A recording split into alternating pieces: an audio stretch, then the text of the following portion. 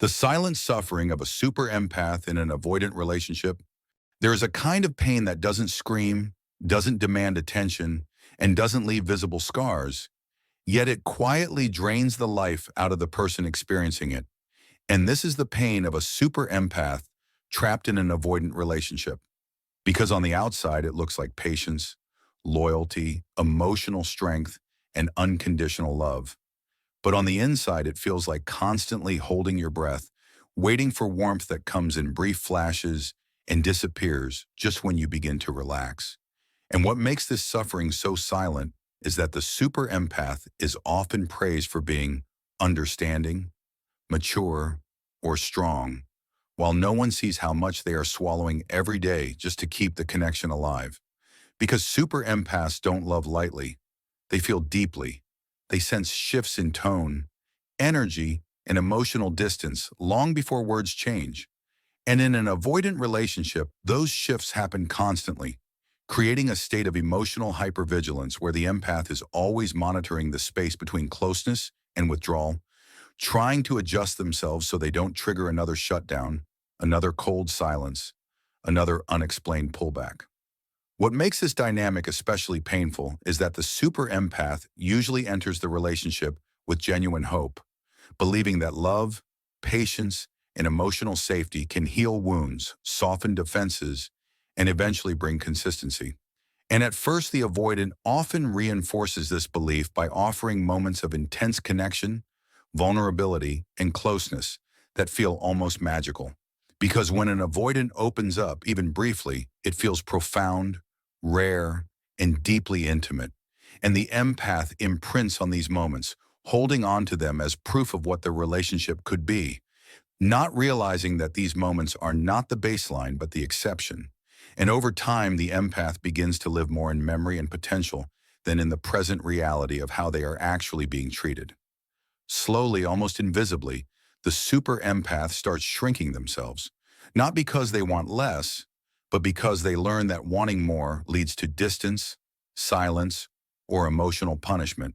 So they become more careful with their words, more restrained with their needs, more forgiving of behaviors that quietly hurt them, telling themselves that the avoidant is just stressed, doesn't know how to express emotions, or needs space. And while some space is healthy, in this dynamic space becomes a weapon that teaches the empath that closeness is conditional, affection is unpredictable, and emotional safety is something that can be withdrawn at any moment, which creates an internal conflict where the empath is deeply connected yet chronically alone. One of the most painful aspects of this silent suffering is the way the super empath begins to doubt their own emotional reality. Because when they finally gather the courage to express hurt, confusion, or unmet needs, they are often met with minimization, defensiveness, or emotional shutdown, leaving them feeling like they are too sensitive, asking for too much, or creating problems. And this gaslighting doesn't always come in obvious or malicious forms. Sometimes it's subtle, like changing the subject, offering logical explanations without emotional acknowledgement, or withdrawing affection afterward. And the empath learns that speaking their truth comes at a cost, so they start editing themselves, silencing parts of their heart to maintain connection, even though that connection is already costing them their emotional well-being.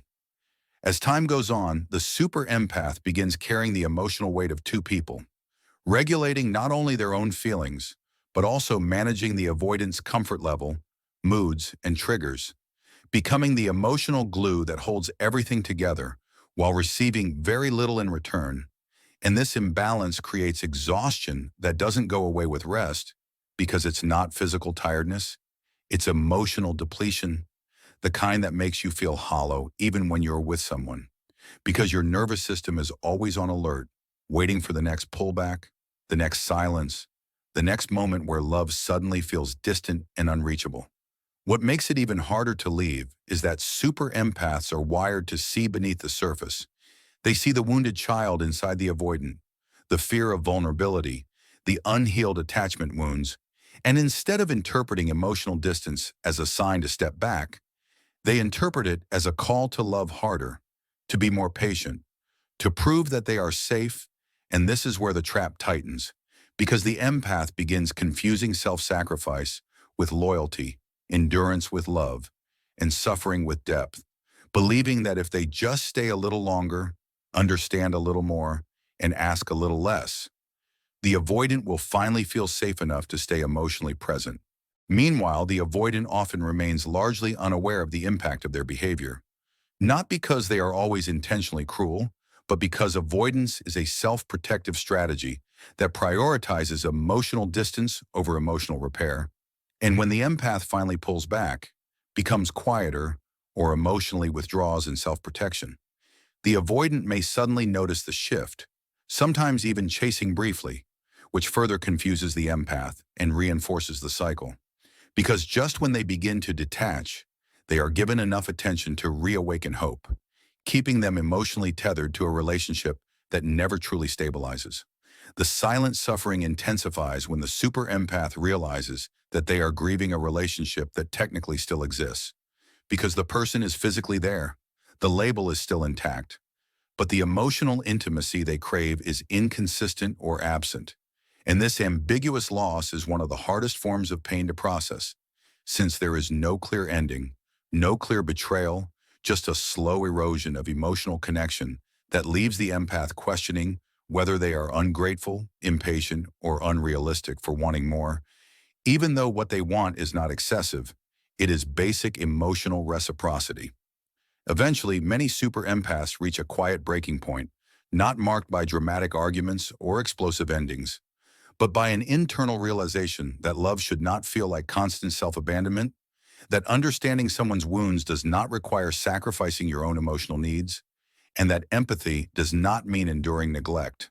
And this realization can be both liberating and terrifying, because it forces the empath to confront a painful truth, that they have been giving love in a place that could not receive it fully, no matter how pure, patient, or deep that love was. Healing for the super empath does not begin with blaming the avoidant, but with turning their empathy inward, learning to honor their own feelings without justification, reclaiming their voice without fear of withdrawal, and recognizing that real intimacy does not require you to disappear to keep someone comfortable, because the right connection does not punish you for needing closeness, consistency, and emotional safety. And when the super empath finally steps out of the silent suffering, they don't become colder or less loving. They become wiser, more grounded, and more selective, understanding that their depth is a gift, not something to be rationed in relationships that cannot meet them there. And perhaps the most powerful realization of all is this: the super empath was never too much. They were simply giving too much to someone who could only meet them halfway, and once they stop pouring their energy into emotional voids, they begin to rediscover what love feels like when it is mutual, steady, and safe, not silent, not confusing, and not something they have to suffer through to deserve.